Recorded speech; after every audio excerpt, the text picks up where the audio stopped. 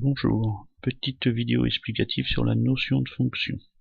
Donc nous avons ici sur la partie gauche une courbe représentative que j'ai notée CF comme courbe représentative de fonction.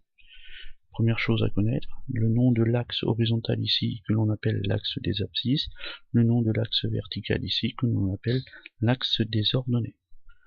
Donc notion d'image et d'antécédent.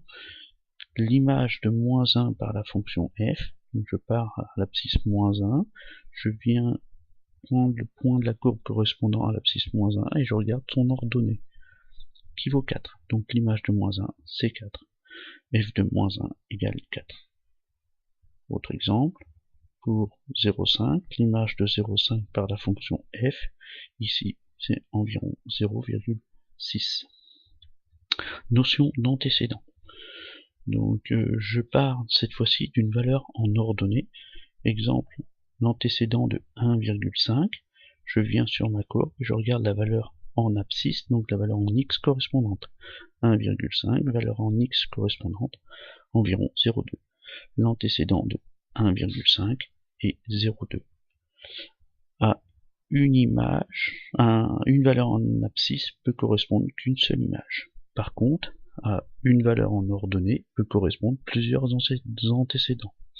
Exemple pour 3, ici, j'ai un premier antécédent qui vaut moins 0,3 et un deuxième antécédent qui vaut moins 1,5 environ. Alors grâce à ces notions d'image et d'antécédent, je peux compléter un tableau de valeurs. Je peux lire ici, je peux voir ici moins dans le tableau que -1 a pour image 4, -1 a pour image 4, 0 a pour image 2, 1 a pour image 0 et 1,5 a pour image 0,9. Maintenant, notion de maximum et de minimum. Notion de maximum, c'est un point le plus haut sur notre courbe. Donc exemple, notre courbe ici admet un maximum en ce point. Je peux dire que le maximum vaut 4 et il correspond à l'abscisse -1. Donc je peux dire que on a un maximum de coordonnées -1, 4. Notion de minimum, c'est un point le plus bas pris par la courbe, donc le point le plus bas qui est ici, abscisse 1, ordonnée 0, donc je peux le dire que le minimum a pour coordonnée 1, 0. Maintenant, nous allons étudier les sens de variation de la fonction. Alors, pour étudier les sens de variation d'une fonction, on regarde toujours lorsque les valeurs en abscisse augmentent. Donc si je fais augmenter les valeurs en abscisse entre -1,5 et -1, je m'aperçois que les valeurs en ordonnée augmentent. On dit que la fonction est croissante.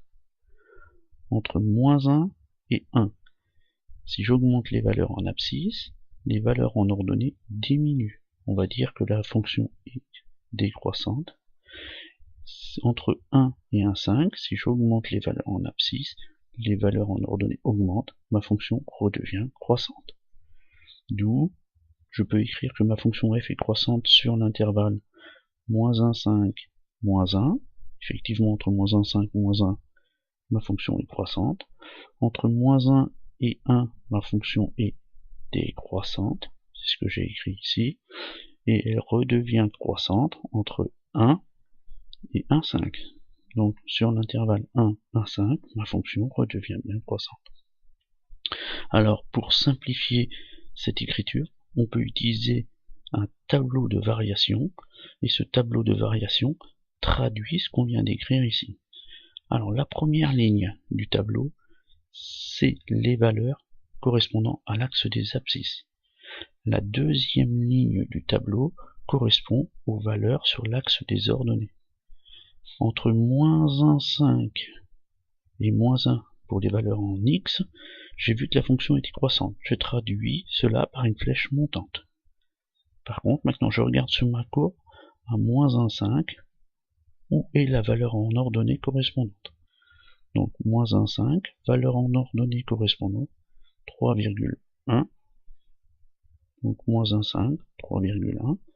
Ensuite, je fais voir que ma fonction elle est croissante jusqu'au point correspondant au maximum, donc le point de coordonnées -1, 4. Ensuite, ma fonction est décroissante.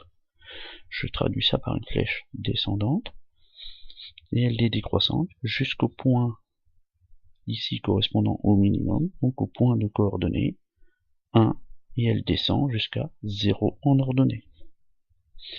Je m'aperçois que ma fonction redevient croissante, donc je refais une flèche montante, et mon intervalle c'était entre 1 et 1,5. L'image de 1,5 par la fonction f, c'est 0,9. Donc l'image de 1,5 par la fonction f, c'est 0,9.